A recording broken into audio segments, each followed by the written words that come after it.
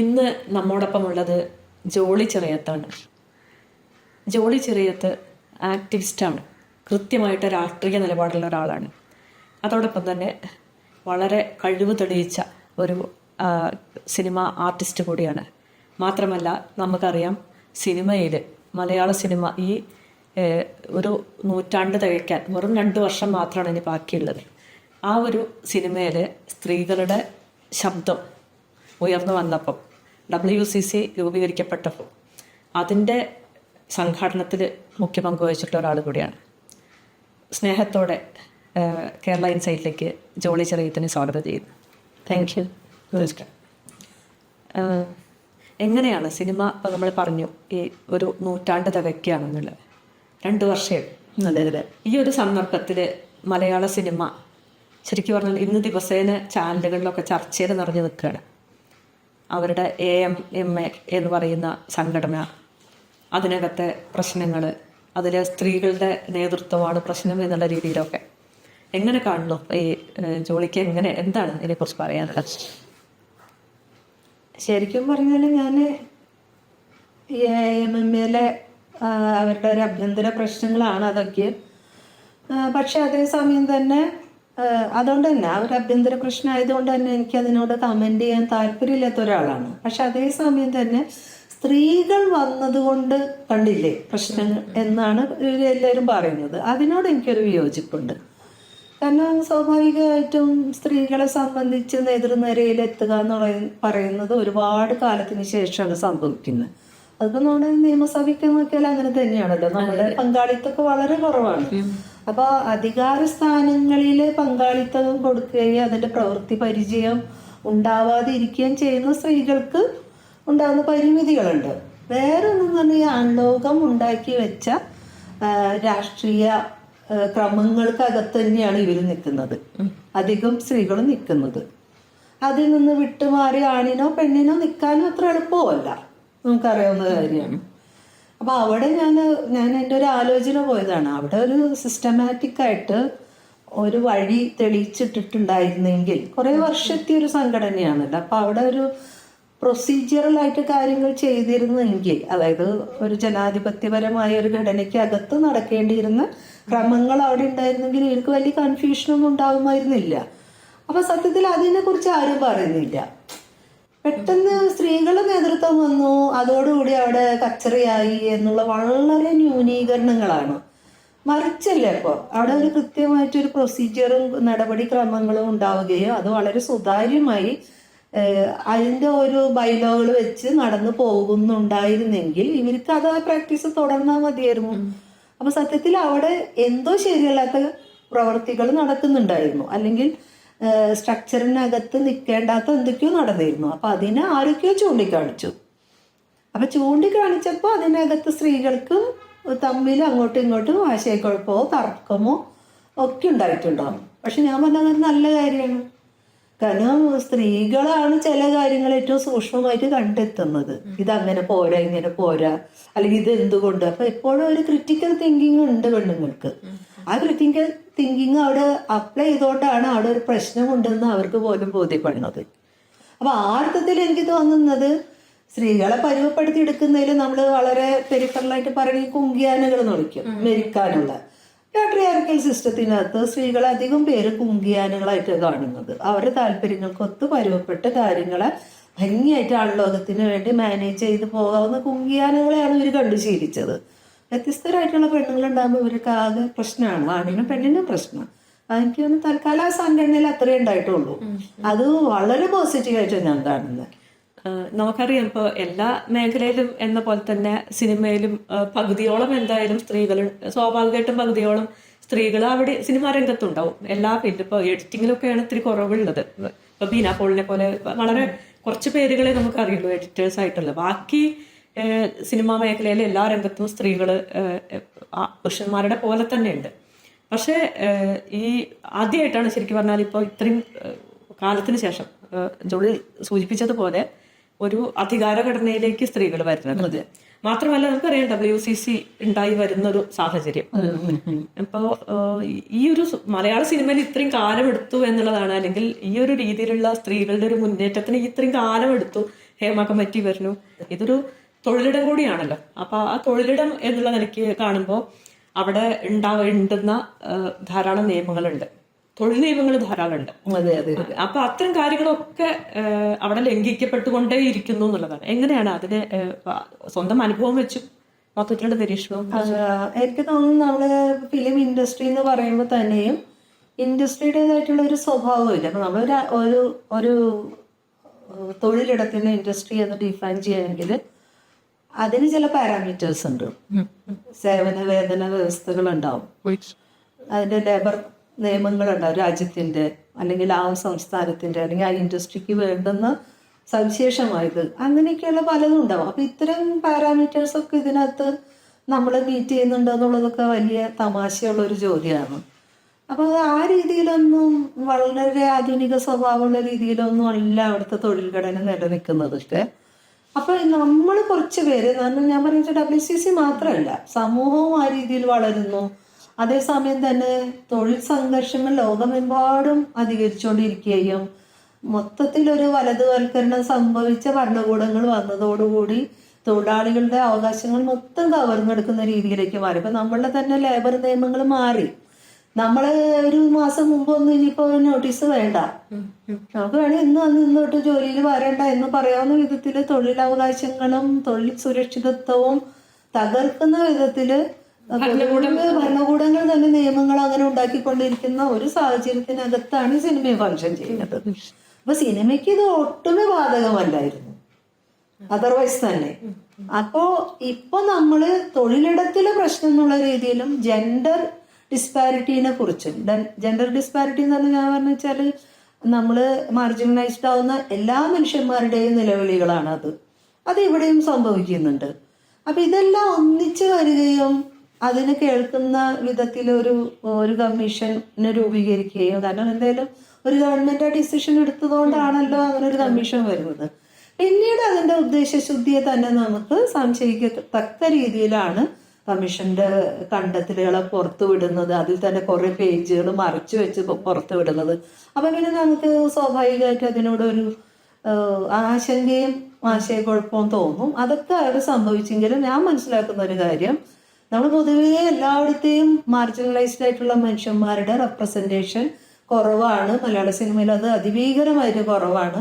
അപ്പൊ നേരത്തെ പറഞ്ഞതുപോലെ എന്തുകൊണ്ടാണ് ഈ ആക്ടേഴ്സ് അല്ലാതെ മറ്റു മേഖലയില് ഡിപ്പാർട്ട്മെന്റില് കോസ്റ്റ്യൂമില് ഹെയർ ചെയ്യുന്നതിനും പിന്നെ അഭിനയിക്കാൻ വേണ്ടുന്നവരാണ് ഇന്നും മലയാളം ഇൻഡസ്ട്രിയിൽ സ്ത്രീകളുള്ളൂ. അല്ലാതെ ഇന്നും ക്യാമറ സ്വതന്ത്രമായി ചെയ്യുന്ന, ലൈറ്റ് ചെയ്യുന്ന, സ്റ്റണ്ട് ചെയ്യാൻ, ആർട്ട് ചെയ്യാനുള്ള ആളുകൾ ഇല്ലാഞ്ഞിട്ടല്ല, അതൊക്കെ നല്ല ഭംഗിയായിട്ട് ചെയ്യുന്ന സ്ത്രീകളുണ്ട്. പക്ഷെ സ്ത്രീകൾക്ക് കമാൻഡിങ് പവർ വരുന്നിടത്ത് അത് ഏറ്റെടുക്കാൻ ഒരു വർക്ക് സ്പേസിനകത്ത് ആണ് പെണ്ണെന്ന് നോക്കാതെ നമ്മളെ മേലെ വരുന്നത് ഒരു കമാൻഡിങ് പവർ ഉള്ളത് സ്ത്രീയാണെങ്കിൽ പൊതുവെ ഞാൻ മനസ്സിലാക്കിയിട്ടുള്ളത്, ഞാൻ കേട്ടറിഞ്ഞിട്ടുള്ള കാര്യം, ആളുകൾക്ക് അത് കേൾക്കാൻ ഒരു മടിയുണ്ട്. പിന്നെ അപ്പൊ ഞാൻ അതായത് ഒരു വലിയ സിനിമയുടെ സെറ്റില് ബോംബെന്ന് വന്ന് ഒരു പെൺകുട്ടിയായിരുന്നു ക്യാമറ ലൈറ്റിങ് ചെയ്യാനായിട്ട്. ബോംബെക്കാരിയാണ് അവര് മടുത്തു പോയി. കാരണം എന്ന് വെച്ചാല് അവരാണെന്നുള്ളതിന്റെ പുറത്ത് മാത്രം ഇതാരും കേൾക്കാൻ തയ്യാറല്ല. അവളിന്ന് പറയട്ടെ, അങ്ങനെ ഒരു മനോഭാവം അതുണ്ട്. അതപ്പോ നമ്മൾ ജെൻഡർ നോക്കാതെ ഒരു വർക്കിനോട് നമ്മൾ എത്ര കമ്മിറ്റഡ് ആയിരിക്കണം, എങ്ങനെ അതിനെ എക്സിക്യൂട്ട് ചെയ്യണം എന്നുള്ളതൊക്കെ ഒരു ടീം വർക്കിന്റെ സ്പിരിറ്റിൽ കാണാനൊന്നും മലയാളിയുടെ ആൺബോധം തയ്യാറാവുന്നില്ല എന്നുള്ളതും കൂടിയാണ് പലപ്പോഴും സ്ത്രീകളെയൊക്കെ ആ മേഖലയിൽ വെച്ചാൽ നടക്കൂല എന്നുള്ളൊരു തോന്നൽ വരുന്നത്. സത്യത്തിൽ ഇത് നടക്കായികയല്ല. സ്ത്രീകളൊരു അഭിപ്രായം പറഞ്ഞാൽ അത് കേൾക്കാൻ, അല്ലെങ്കിൽ അവർക്കൊരു കമാൻഡിങ് പവർ ഉണ്ടെങ്കിൽ അത് ഒട്ടും ഗർഭിക്കാൻ ആളില്ല എന്നുള്ളതാണ്. അതുകൊണ്ട് മാത്രം കുറച്ചും കൂടി നമ്മൾ നോക്കുമ്പോൾ ബോംബെയിലാണെങ്കിലും തമിഴ്നാട്ടിലൊക്കെ കുറെ കാര്യങ്ങൾ മാറുന്നുണ്ട്. വേറെ ഡിപ്പാർട്ട്മെന്റിലൊക്കെ കുറെ ഒരു സ്ത്രീകളുടെ സാന്നിധ്യമുണ്ട്. നമ്മുടെ നാട്ടിൽ ഇപ്പോഴും അത് ആയിട്ടില്ല. ഇനി വീണ്ടും അങ്ങനെ നോക്കുമ്പോൾ മലയാള സിനിമ ആ കാര്യത്തിലൊക്കെ തൊഴിലായി ബന്ധപ്പെട്ടിട്ടും ജെൻഡറായിട്ട് ബന്ധപ്പെട്ടിട്ടും കുറേയും കൂടിയും പ്രിമിറ്റീവ് തന്നെയാണെന്നാണ് എനിക്ക് തോന്നിയിട്ടുള്ളത്. പക്ഷെ അതേസമയം ഇതിനെല്ലാം ചോദ്യം ചെയ്യുന്ന വിധത്തില് എന്തെങ്കിലും ഉണ്ടാകുന്നത് ആദ്യമായിട്ട് മലയാള സിനിമയിലല്ല ആദ്യം തൊഴിൽ യൂണിയനൊന്നും ഉണ്ടായത്. അതൊക്കെ തന്നെയാണേലും തമിഴ്നാട്ടിലും ഹിന്ദിയിലും തെലുങ്കിലും അതിനൊക്കെ ശേഷമാണ് നമുക്ക് തൊഴിൽ യൂണിയൻ ഫെഫ്റ്റ പോലെ മാറ്റ പോലെയൊക്കെ ഉണ്ടാവുന്നത്. അതേസമയം താരസംഘടനകളൊക്കെ ഉണ്ടായിട്ടുണ്ട്. പക്ഷെ അതൊന്നും ഒരു തൊഴിലാളി യൂണിയന്റെ സ്വഭാവത്തിലുള്ളതല്ലല്ലോ. ഇവിടെ അങ്ങനെ ചില ദിശാബോധം ഉണ്ടാക്കുന്ന ഇടപെടലുകൾ ആദ്യമായിട്ട് മലയാള സിനിമയ്ക്ക് അകത്തുനിന്ന് ഉണ്ടാവുകയും അത് ഇന്ത്യൻ സിനിമയ്ക്ക് തന്നെ മാതൃകയാവുന്ന വിധത്തിലേക്ക് കാര്യങ്ങൾ മാറി എന്നുള്ളത് ഒരു വലിയ പോസിറ്റീവായിട്ടുള്ള ഒരു ഇതാണ്. കാരണം ഇന്ന് എല്ലാ ഇൻഡസ്ട്രിയും എന്താണ് മലയാള സിനിമയ്ക്ക് അക്കാര്യത്തിൽ എന്താ പറയാനുള്ളത് എന്തെങ്കിലും നോക്കുന്നുണ്ട്. പക്ഷെ എനിക്ക് തോന്നിയത് ഇവിടെ ഇൻഡസ്ട്രി ഇപ്പൊ ഇവിടുത്തെ ഈ പുതിയ ഗവൺമെന്റും മലയാള സിനിമയെ വ്യവസായമായി പ്രഖ്യാപിച്ചു.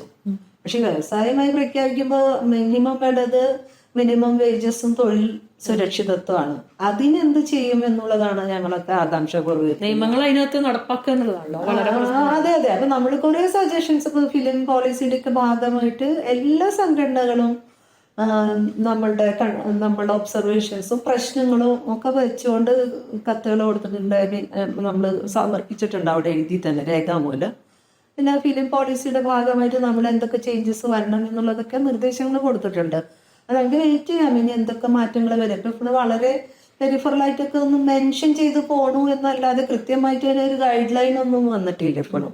അപ്പൊ ഞങ്ങളെ സംബന്ധിച്ചൊക്കെ ഇപ്പോഴും തൊഴിൽ സ്ഥിരതയില്ലായ്മ, പ്രത്യേകിച്ചും ഹേമ കമ്മിറ്റിക്ക് ശേഷം WCC എന്നൊരു സംഘടനയുടെ തന്നെ കോർണർ ചെയ്യുന്ന വിധത്തിൽ ഒരു റിട്ടാലിയേഷൻ പോലെ, അത് വ്യക്തിപരമായിട്ട് ആർക്കും അങ്ങനെ പ്രശ്നമില്ലെങ്കിൽ പോലും ഇൻഡസ്ട്രി പൊതുവെ അങ്ങനെ ഒരു നിലപാടെടുത്തതായിട്ട് തോന്നുന്നുണ്ട്. കാരണം ഒന്ന് ഞങ്ങൾക്ക് ആർക്കും ജോലിയില്ല.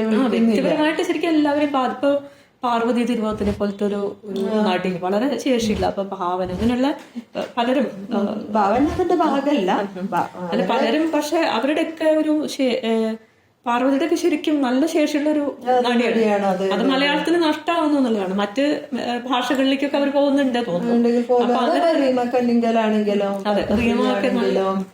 കുറെ പേര് യങ്സ്റ്റേഴ്സ് ആയിട്ട് അവരെ പ്രൈം ടൈമിൽ നിൽക്കുമ്പോ തന്നെയാണ് അവരിങ്ങനെ ഒരു പൊസിഷൻ എടുക്കുന്നതും അവർക്ക് അതിന്റെ മുകളിൽ അവർക്ക് തൊഴിലില്ലാതാവുന്നത്. അപ്പൊ ഞങ്ങൾക്ക് എല്ലാവർക്കും ആ ഒരു സംഗതി ഉണ്ട്. അപ്പൊ ഞങ്ങളത് ജോലിക്ക് തന്നെ ഇപ്പൊ കുറെ ആയിട്ടില്ല. അപ്പൊ എൻക്വയറി പോലും ഇല്ലാത്ത അവസ്ഥയിൽ വരും. ചിലപ്പോ വന്നെങ്കിലും വേറൊന്നും കൂടെ സംഭവിച്ചിട്ടുണ്ട്. എനിക്ക് തോന്നുന്നു സിനിമയുടെ സ്വഭാവം മാറി. അതായത് സ്ത്രീകൾ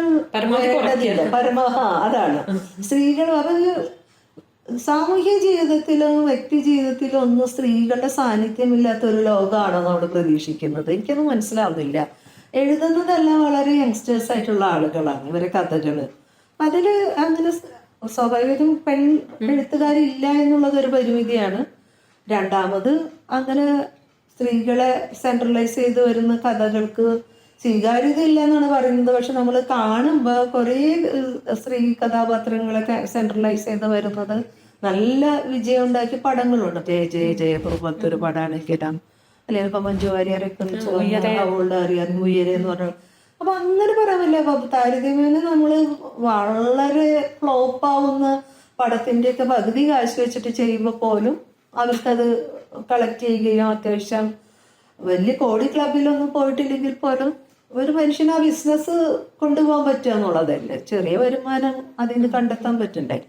അപ്പൊ ആ രീതിയിലൊക്കെ തന്നെ അത്തരം സിനിമകളൊക്കെ പോകുന്നുണ്ട്. പിന്നെയും ഇങ്ങനത്തെ ഒരു സംഭാഷണമാണ്. അപ്പൊ അത് മാർക്കറ്റിന്റെ താല്പര്യങ്ങൾക്കുള്ള താരശരീരങ്ങൾ നിന്നാൽ മതി എന്നുള്ളതും കൂടിയാണ്. അല്ലാതെ ഒരു സാമൂഹ്യ സത്യസന്ധത ഉണ്ടാവുക എന്നുള്ളതുണ്ടല്ലോ. നമ്മുടെ സാമൂഹിക ജീവിതത്തിനോടും മനുഷ്യരോടും അതൊക്കെ ഉണ്ടാകുകയാണെങ്കിൽ എനിക്ക് തോന്നുന്നു ഇതുവഴി മാർജിനലൈസ്ഡ് ആവുന്ന പെണ്ണുങ്ങൾ അടക്കമുള്ളവർ മാത്രമല്ല ബാക്കിയുള്ള മനുഷ്യരുണ്ട്. അവരെല്ലാം പ്രതിനിധാനങ്ങൾക്ക് സ്ഥലം കൊടുക്കണം എന്നുള്ളതാണ്. അങ്ങനെ സിനിമ മാറി വന്നാലാണ് നമുക്ക് എന്തെങ്കിലുമൊക്കെ അവകാശപ്പെടാനുള്ളൂ. പിന്നെന്താ ഗ്ലോബലി അക്സെപ്റ്റബിൾ ആവുന്ന സിനിമകളൊക്കെ മലയാളത്തിൽ നിന്ന് ഉണ്ടാവുന്നുണ്ട്. അതൊന്നും ഇല്ലാന്ന് ഞാൻ പറയില്ല. ഏത് കാലത്തും മലയാള സിനിമയ്ക്ക് അങ്ങനെ ഒരു മുഖമുണ്ട്. അതൊക്കെ ഉണ്ടാക്കി വെച്ചത് പോലും വലിയ കക്ഷികളാണ്. അപ്പോഴും ഇന്ന് പക്ഷെ ഈ പ്രൊപ്പഗൻഡയുടെ കാലത്ത് എനിക്ക് സിനിമയ്ക്കുള്ള അച്ചീവ്മെന്റുകൾ എന്ന് പറഞ്ഞാൽ ഓസ്കാർ കിട്ടിയെന്നോ അവിടെ കാനിൽ പോയിന്നോ അല്ലെങ്കിൽ XOY ഇടങ്ങളിൽ പോയി എന്നുള്ളതൊന്നും എന്നെ സംബന്ധിച്ച് വ്യക്തിപരമായിട്ട് എനിക്കതൊരു എക്സൈറ്റ്മെന്റ് ഉണ്ടാക്കുന്ന കാര്യം. അതുകൊണ്ട് അതൊരു നല്ല പടമാണെന്നൊന്നും പറയാൻ പറ്റില്ല. കാരണം എന്നാൽ അതിന്റെ സ്ട്രാറ്റജി തന്നെ മാറി. നിങ്ങൾക്ക് കാശുണ്ടെങ്കിൽ നിങ്ങൾക്ക് ഏത് വേദിയിലും കൊണ്ട് സിനിമ കളിക്കാം. അല്ലാതെ അതിന്റെ മെറിറ്റ് വെച്ച് മാത്രമൊന്നുമല്ല. അപ്പൊ അങ്ങനെയുള്ളൊരു ലോകത്തിരുന്നിട്ട് നമുക്ക് എവിടെയും കൊണ്ട് പടം കാശുണ്ടെങ്കിൽ കാണിക്കാം, കാശുണ്ടെങ്കിൽ എന്ത് തരം പടം എടുക്കാം. അപ്പൊ ഇന്ന് മാക്സിമം പ്രൊപ്പഗൻഡ പടങ്ങളാണ് വരുന്നത്. ഇന്നിപ്പോ നമ്മളുടെ ഇന്ത്യയുടെ തന്നെ എന്താ പറയുക ഇന്റർനാഷണൽ ഫിലിം ഫെസ്റ്റിവലിൽ ഗോവയിലൊക്കെ കളിക്കുന്ന പടങ്ങൾ ഏതാണ്? ഏറ്റവും റിഗ്രസീവ് ആയിട്ടുള്ള ഏറ്റവും വർഗീയത വിളിച്ചു പറയുന്ന പടങ്ങൾക്കൊക്കെയാണ് വലിയ വലിയ അവാർഡുകൾ കിട്ടിപ്പോകുന്നത്. പിന്നെ കേരള സ്റ്റോറി പോലെ, കാശ്മീർ ഫയൽസ് പോലെയുള്ള സിനിമകളൊക്കെ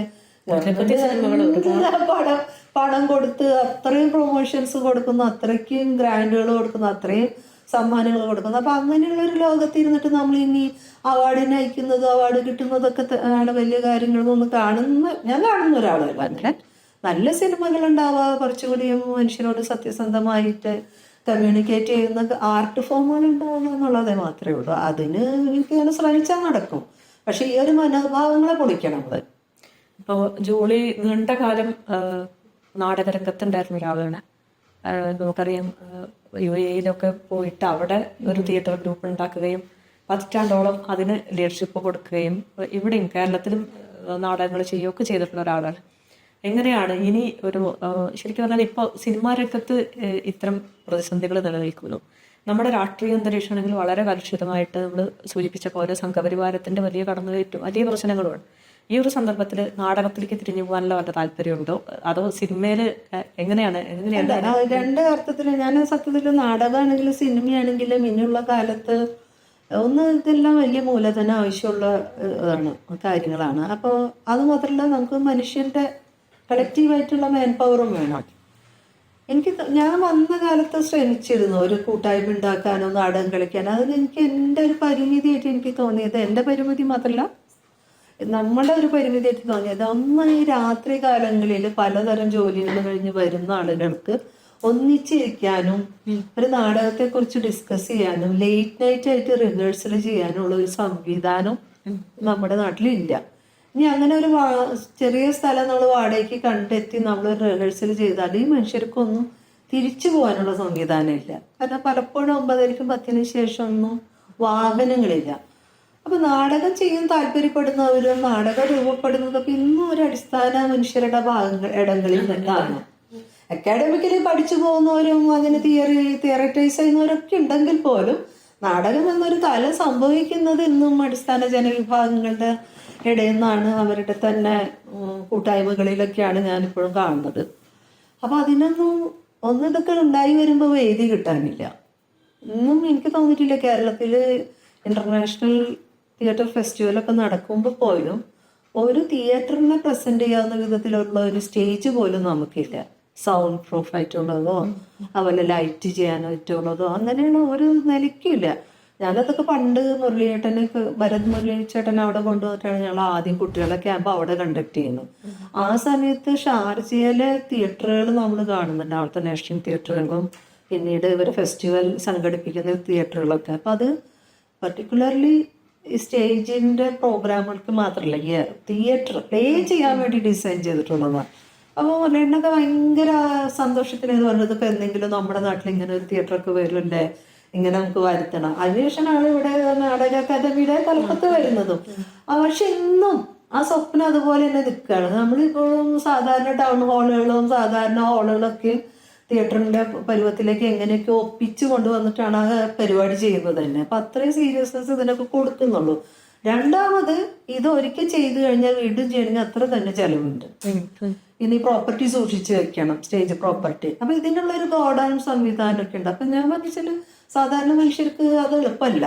ഞാനതുകൊണ്ട് തന്നെ ആരെങ്കിലും എന്നെ വിളിച്ച് എന്തെങ്കിലും ഒരു പെർഫോമൻസ് ചെയ്യുമെന്ന് പറഞ്ഞാൽ എനിക്ക് ഇപ്പം നിലവിലുള്ള എൻ്റെ ഒരു പ്രശ്നം, എൻ്റെ വോക്കൽ കോഡ് ഇഷ്യൂ ആയിട്ട് ബന്ധപ്പെട്ടിട്ട് എനിക്ക് ഒരുപാട് വോയിസ് റേസ് ചെയ്യാൻ പറ്റില്ല. പക്ഷെ എനിക്കോട് ഇപ്പം നാടകങ്ങളൊക്കെ മാറിക്കൊണ്ടുണ്ട് അതിനൊക്കെ വെച്ചിട്ടൊക്കെയാണ്. അങ്ങനെ ആണെങ്കിലൊക്കെ ചെയ്യാനൊക്കെ താല്പര്യമല്ലാതെ അതുണ്ടെന്നല്ലാതെ ഞാനായിട്ട് ഇനി അതിനു വേണ്ടി എഫേർട്ട് എടുക്കുമെന്ന് വെച്ചാൽ സംശയമാണ്. പിന്നെയും എനിക്ക് കുറച്ചുകൂടി ഇഷ്ടം കുറച്ച് സ്ക്രിപ്റ്റൊക്കെ മനസ്സിലുണ്ട്. അത് സിനിമയ്ക്ക് വേണ്ടി ആ സ്ക്രിപ്റ്റ് ചെയ്യുക, പറ്റിയാൽ ഒരു ചെറിയ സിനിമയൊക്കെ സംവിധാനം ചെയ്യുക എന്നുള്ളത് തന്നെയാണ് ഇപ്പോഴും ആഗ്രഹം. അത്രയൊരു ശ്രമം ഇപ്പൊ നടന്നുകൊണ്ടിരിക്കുന്നത്. അത്രയൊരു ശ്രമം നടക്കാന്ന് പറഞ്ഞാല് ഒന്നും ഫണ്ടില്ല എന്നുള്ളത് തന്നെയാണ്. പിന്നെ നമ്മളൊക്കെ എഴുതുന്ന കഥകളിൽ ഒരു ഫോർമുല അല്ല. അപ്പൊ പിന്നെ സ്വാഭാവികമായിട്ടും സ്ത്രീകളുടെ ജീവിതമാണ് നമുക്ക് കൂടുതലും കടന്നു വരുന്നത്. എന്നിട്ട് എഴുതുമ്പോഴും നമുക്ക് നമ്മളെ ഭാഗത്തു നിന്നല്ലേ എഴുതുന്നത്. അപ്പോൾ ക്യാരക്ടേഴ്സ് ആണെങ്കിലും അതിന്റെ ലീഡ് റോൾ ചെയ്യുന്നവരൊക്കെയും പെണ്ണുങ്ങളാണെന്നുള്ളതിന്റെ പുറത്ത് തന്നെ ഇത് കച്ചവടമാവില്ല. അപ്പൊ ഇത് ബിസിനസ്സാണ്. ആർട്ടല്ല, ആർട്ടിനെ ബിസിനസ് ആക്കാന്നുള്ളത്. അപ്പം നമ്മളതിന് ഗ്ലോറിഫൈ ചെയ്യാന്നൊക്കെ ഉള്ളൂ. ഞാൻ ഭയങ്കര ആർട്ടിസ്റ്റാണ്, ഞാൻ ആർട്ടാണ് ചെയ്യുന്നത്.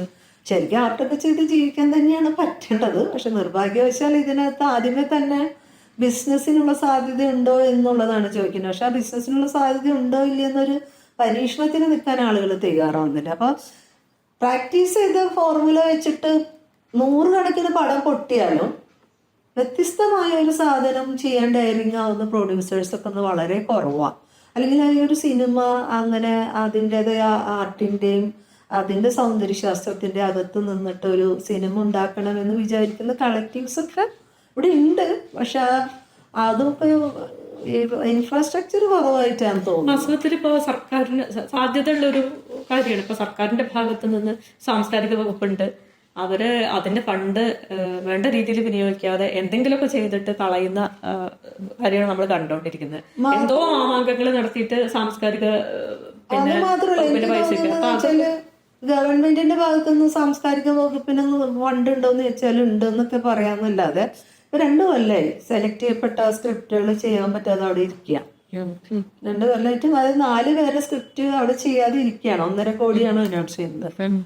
നമുക്കൊരു കാര്യം അറിയാം, നമ്മൾ ഒരു സിനിമ 1.5 കോടിക്കുള്ളിലുള്ളത് ചെയ്യാൻ പറ്റുള്ളൂ. അപ്പൊ നമുക്ക് 10 കോടിയുടെ 20 കോടിയുടെ ഒക്കെ ചെയ്യണമെങ്കിൽ നമുക്കത് ആഗ്രഹിക്കാനേ പറ്റുള്ളൂ ഇപ്പോഴത്തെ അവസ്ഥയിൽ. കാരണം ഒന്ന് നമുക്ക് അങ്ങനത്തെ ഒരു പ്രൊഡ്യൂസറെ അപ്രോച്ച് ചെയ്യലോ അല്ലെങ്കിൽ അഥവാ അവരെ കൺവിൻസ് ചെയ്ത് കിട്ടലൊക്കെ വലിയ പാടാണ്. ഇനി രണ്ടാമത് ഗവൺമെന്റിൻ്റെതാണെങ്കിൽ നമ്മൾ ഈ 1.5 കോടിക്കുള്ളിൽ നിൽക്കുന്ന ഫണ്ട്, അതിൽ തന്നെ 1 കോടി 10 ലക്ഷമൊക്കെ കിട്ടുള്ളൂ. 40 ലക്ഷം 50 ലക്ഷമൊക്കെ നമ്മുടെ ഇതിന് പ്രചരണാർത്ഥാന്നാണ് പറഞ്ഞത്. അപ്പോഴും നമുക്ക് അറിയാവുന്ന ഒരു കാര്യം എന്ന് വെച്ചാൽ ഇന്ന് സിനിമയുടെ ഒരു ട്രെൻഡ് ഉണ്ടാക്കേണ്ട അത്ര തന്നെ കാശ് ഇതിന്റെ മാർക്കറ്റിങ്ങിന് വേണ്ടി കൊടുക്കുന്ന ഒരു കാലത്ത് അതൊക്കെ വളരെ പീനട്സ് ആണ്. അപ്പൊ ഞാനൊരു ഒരു കാര്യം ചോദിക്കട്ടെ, നമ്മള് ഇത്രയും വർഷമായിട്ട് എത്ര പേർക്ക് ഇവിടുത്തെ പുതുതായി വന്ന് സിനിമകൾ ചെയ്ത് ഈ സ്ത്രീകളായിട്ടുള്ള ഡയറക്ടേഴ്സിന് എത്ര പേർക്ക് അറിയാം? അവരെ സിനിമകൾ എത്ര ഇടത്തിൽ ഇത് പ്രദർശിപ്പിച്ചിട്ടുള്ളതാണ്. അപ്പൊ എനിക്ക് അവിടെ ശരിക്കും ഉദ്ദേശശുദ്ധി ഉണ്ടെങ്കിൽ സ്ത്രീകളുടെ ഭാഗത്തുനിന്ന് ചെയ്യാൻ കഴിവുള്ളവർക്ക് ഇതെല്ലാം എന്താ വെച്ചാൽ ഞങ്ങളൊരു സൗജന്യം ചെയ്യുന്നു, അതെന്തോ നമുക്കൊരു ഔദാര്യം ചെയ്യുന്ന മാതിരി. ഇതൊന്നും ആരുടെ ഔദാര്യമല്ല. ഒരു ഘടനാപരമായി പുറകിലേക്ക് പോയ മനുഷ്യന്മാരെ മുന്നിലേക്ക് കൊണ്ടുവരാൻ ഗവൺമെന്റ് ആവശ്യം ചെയ്യേണ്ടുന്ന അങ്ങനെ ഒരു ഇക്വാലിറ്റി ഉള്ള ഒരു സാമൂഹ്യ വ്യവസ്ഥ ഉണ്ടാക്കിയെടുക്കാൻ ആഗ്രഹിക്കുന്ന കോമൺ സെൻസ് ഉള്ള ഗവൺമെന്റുകൾ ചെയ്യേണ്ട കാര്യങ്ങളാണ്.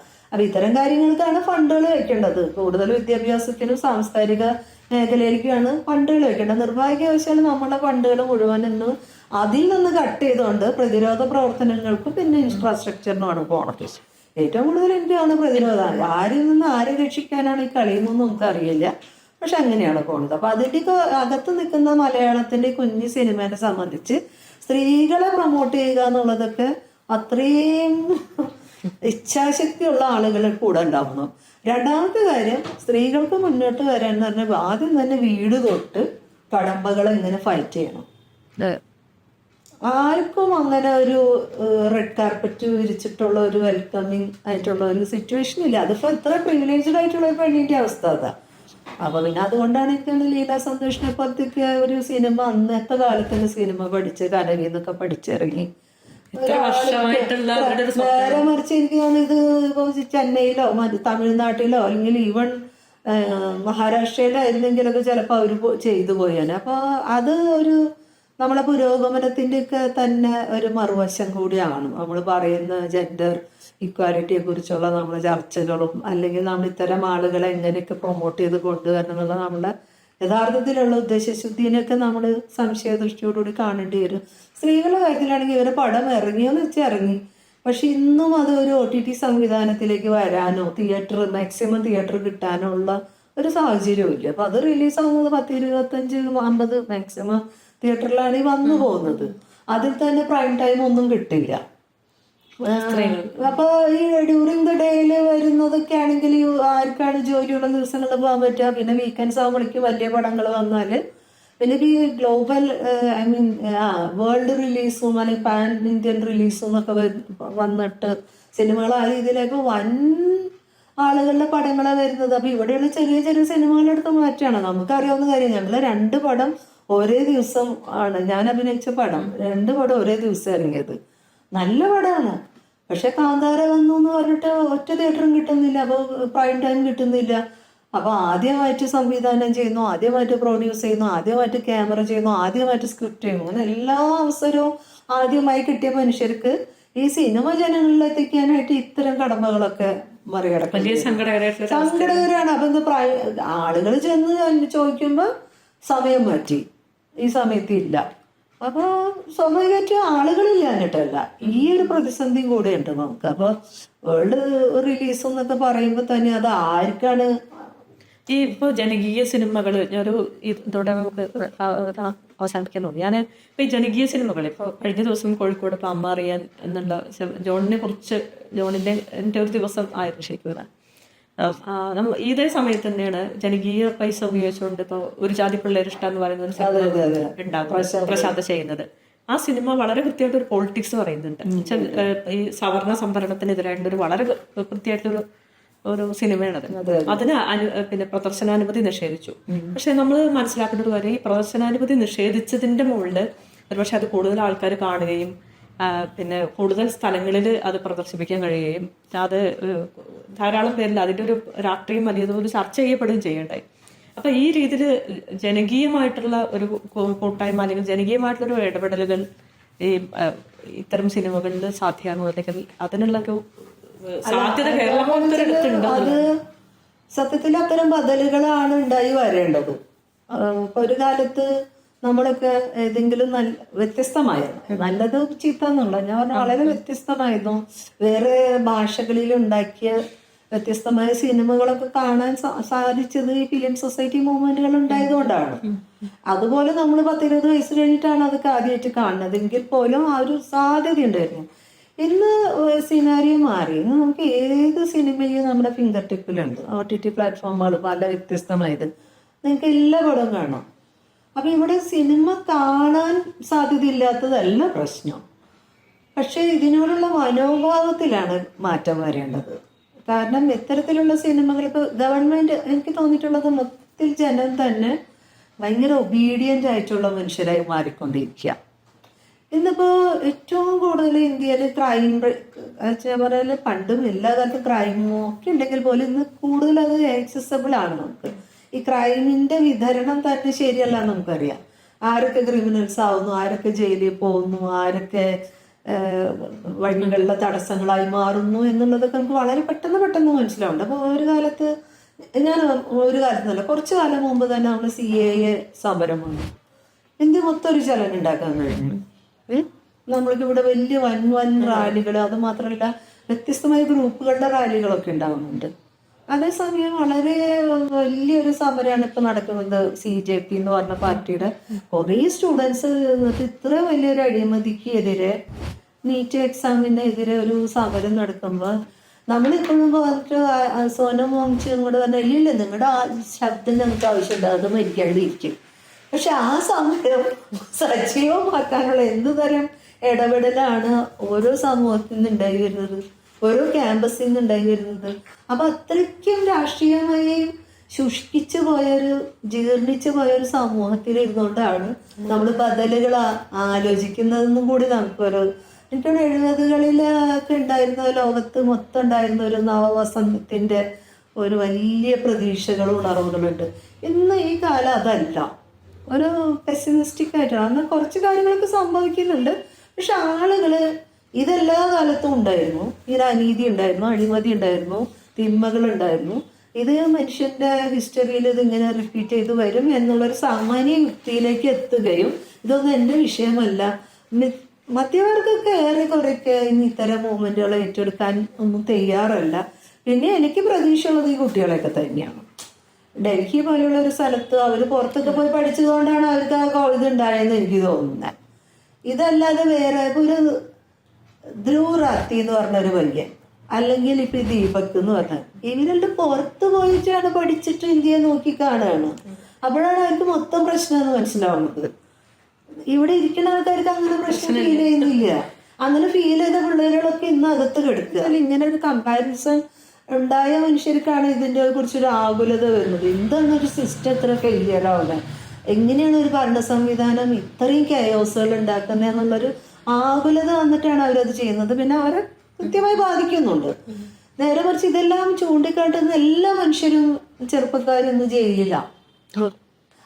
അതൊന്നും നമുക്ക് വിഷയമേ അല്ല. അവരിനി അതിൽ തന്നെ കിടന്ന് മരിച്ചാൽ നമുക്ക് ആർക്കെങ്കിലും പ്രശ്നമുണ്ടോ?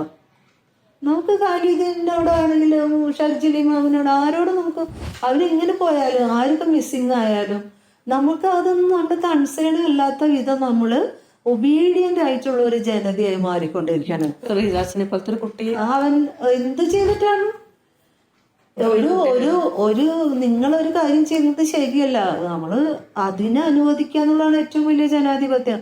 അപ്പൊ ജനാധിപത്യത്തിന്റെ യാതൊരു തരം പ്രയോഗങ്ങളും സാധ്യമല്ലാത്ത വിധം അടഞ്ഞു പോയ ഒരു സമൂഹത്തിന് നമ്മൾ ബദലുകൾ അന്വേഷിക്കാൻ തയ്യാറാകുന്നുണ്ടെങ്കിൽ അത് ഭയങ്കര ധൈര്യം വേണമെന്ന് ഞാൻ മനസ്സിലാക്കണേ. പണം മാത്രമല്ല അവിടെ.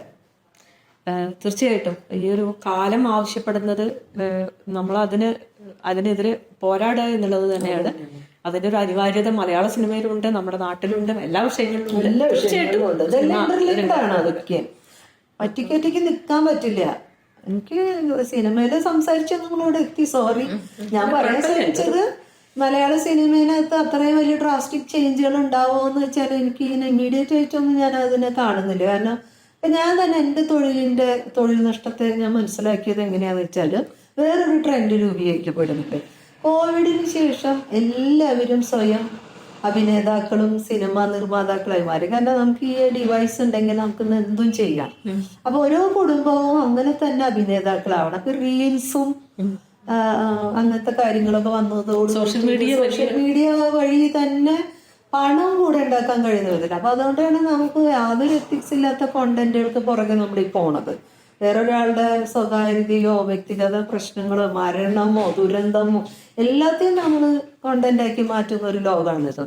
അപ്പൊ അവിടെ നോക്കുമ്പോൾ ഞാൻ സിനിമാ ലോകത്ത് തന്നെ മനസ്സിലാക്കിയ ഒരു കാര്യം എന്ന് പറഞ്ഞാല് നമ്മളിപ്പോഴും സാലറിയെ കുറിച്ച് വേതനത്തെക്കുറിച്ച് പറയുന്നത്. പക്ഷെ സ്ത്രീകൾക്കൊന്നും അങ്ങനെ വലിയ ക്യാരക്ടർ റോൾ ചെയ്യുന്ന സ്ത്രീകൾക്കൊന്നും അങ്ങനെ വലിയ ശമ്പളം കൊടുക്കേണ്ട കാര്യമൊന്നുമില്ല. അപ്പൊ റീൽസ് ഒക്കെ ചെയ്യുന്ന ആൾക്കാരുണ്ടെങ്കിൽ അവർക്ക് ഓൾറെഡി അവിടെ നിന്ന് ഇൻകം ജനറേറ്റ് ചെയ്യുന്നുണ്ട്. പിന്നെ അവരങ്ങനെ സിനിമയിൽ നിന്ന് വരുമാനം കണ്ട് ഒരു തൊഴിലിടമാക്കി അത് പ്രൊഫഷണൽ വേയിൽ അതിനെ നിലനിർത്താനുള്ള ചിന്തയല്ല പോകുന്നത്. നമുക്ക് മെയിനായിട്ട് ഒരാളുണ്ടാവും, പിന്നെ അതിന് സപ്പോർട്ടിങ് ആയിട്ട് വരുന്ന ആർട്ടിസ്റ്റുകളാണ് വേണ്ടത്. അപ്പം ഇങ്ങനെയുള്ള റീൽസിലുള്ളവരും മതി. അപ്പം ഇത്ര രൂപ അവർക്ക് കൊടുത്താൽ മതി. അതൊരു അലിഖിത നിയമം പോലെയാണ്. അപ്പം ഇത്ര രൂപയിൽ അഭിനയിക്കാൻ തയ്യാറാകുന്ന ആരെങ്കിലും മതി. അതല്ലാതെ ഒരു ആർട്ടിസ്റ്റ് കാറ്റഗറിയിലുള്ള ആളുകൾ എന്ന് പറഞ്ഞിട്ട് നമുക്ക് പണ്ടൊക്കെ എന്ന് പറഞ്ഞാൽ വലിയ ലിസ്റ്റ് ഉണ്ട്. തിലകഞ്ചേട്ടൻ, നെടുമുടി വേണു, ഉണ്ണികൃഷ്ണൻ, അല്ലെങ്കിൽ KKC ലളിത, നീനാകുമാരി, സുകുമാരി, ഇങ്ങനെ വലിയ ലിസ്റ്റ് ഉണ്ട്. ഇവർക്ക് എന്നും വർക്കുണ്ട് ഇവർക്ക്. പിന്നെ അത് മാത്രമല്ല, ഇപ്പൊ ഒരു സ്ക്രിപ്റ്റ് വരുമ്പോ അതില് ഉള്ള ഒരാളെ കണ്ടിട്ടായിരിക്കും, വരഗോപി ആയിരിക്കാം അതിലൊരു കഥ കണ്ടിട്ടായിരിക്കും. ഇപ്പൊ എന്ന് വെച്ചാൽ അത്തരത്തിലുള്ള സ്ക്രിപ്റ്റില്ല, ഒന്നും കുടുംബ കഥകൾ ഒട്ടും ഇല്ല. രണ്ടാമത് ന്യൂക്ലിയർ സെറ്റപ്പിൽ വന്നതോടുകൂടി തന്നെ നമ്മളെ കുട്ടിക്കാലത്ത് ഉണ്ടായിരുന്ന ഒരു കുടുംബത്തെ കുറിച്ച് വിഭാവനം ചെയ്യേണ്ട കാര്യം എഴുതുന്ന കുട്ടികൾക്കില്ല. അപ്പൊ അവർക്ക് ഈ കാലത്തിന്റെ കുടുംബ ബന്ധങ്ങളുടെ ഊഷ്മളതയോ അല്ലെങ്കിൽ ശൈഥില്യമോ ഒക്കെ എഴുതാൻ മതിയല്ലോ. നമുക്കത് അറിഞ്ഞുകൂടാ എന്തായിരിക്കും അവരെ പ്രേരിപ്പിക്കണത്, എന്ത് എക്സ്പീരിയൻസ് വെച്ചിട്ടാണ് അവർ എഴുതുക എന്നുള്ളത്. പിന്നെ വളരെ അടഞ്ഞ വളരെ പിന്തിരിപ്പൻ മൂല്യങ്ങളുള്ള വലിയ സ്ത്രീവിരുദ്ധതയുള്ള ഒരു സമൂഹത്തിലാണ് അവർ ജീവിക്കുന്നത്. അപ്പൊ അതിനകത്ത് കെട്ടിയാനെ തിരിച്ച് തല്ലാൻ കഴിയുന്ന, അവിടെ നിൽക്കടാന്നൊക്കെ പറയുന്ന ഒരു പെണ്ണൊക്കെ തന്നെ ആഘോഷിക്കപ്പെടുന്ന ഒരു കാലത്താണ്. അതിനപ്പുറമുള്ള സ്ത്രീ ജീവിതങ്ങൾ ആരും അന്വേഷിക്കുന്നില്ല, കാണുന്നില്ല. അപ്പൊ എനിക്കെപ്പോഴും തോന്നുന്നത് പ്രായാവുന്നതിൻ്റെ കൂടെ അങ്ങനെ ഡു വി എക്സിസ്റ്റ് എന്ന് ഞാൻ ആലോചിക്കുക. സത്യത്തിൽ നമ്മൾ നിലനിൽക്കുന്നുണ്ടോ എന്നൊരു ആലോചന. അപ്പൊ ഞാൻ ആലോചിക്കുക, ഒരു ഇതൊക്കെ സിസ്റ്റത്തിന്റെ പ്രിവിലേജ് ഉള്ള ഞാനിങ്ങനെ ചിന്തിക്കുമ്പോൾ എന്തായിരിക്കും ഇവിടെ ജീവിക്കുന്ന ബഹുഭൂരിപക്ഷം വരുന്ന ലക്ഷക്കണക്കിന് മനുഷ്യര് അവർ യഥാർത്ഥത്തിൽ ആ ഒരു എക്സിസ്റ്റൻസിന് എങ്ങനെയായിരിക്കും ഡിഫൈൻ ചെയ്യാൻ ശ്രമിക്കുന്നുണ്ടാവുക എന്നുള്ളൊരു മിഡിൽ ക്ലാസ് തോട്ടൊക്കെ എനിക്ക് വരും. ടിപ്പിക്കൽ മിഡിൽ ക്ലാസ്, കാരണം നമ്മൾ അങ്ങനെ തന്നെ പറയണം അതിനെ. അപ്പൊ ഞാനിങ്ങനെ പേടിയോടുകൂടെ ആലോചിക്കും, സത്യത്തിൽ ആരാണ് ഇവിടെ എക്സിസ്റ്റ് ചെയ്യുന്നത് എന്നുള്ളത്. എന്തായാലും ഇത്രയും കാര്യങ്ങൾ കേരള ഇൻസൈറ്റിന്റെ പ്രേക്ഷകരോട് സംസാരിച്ചതിൽ സന്തോഷം. അതെ, നന്ദി.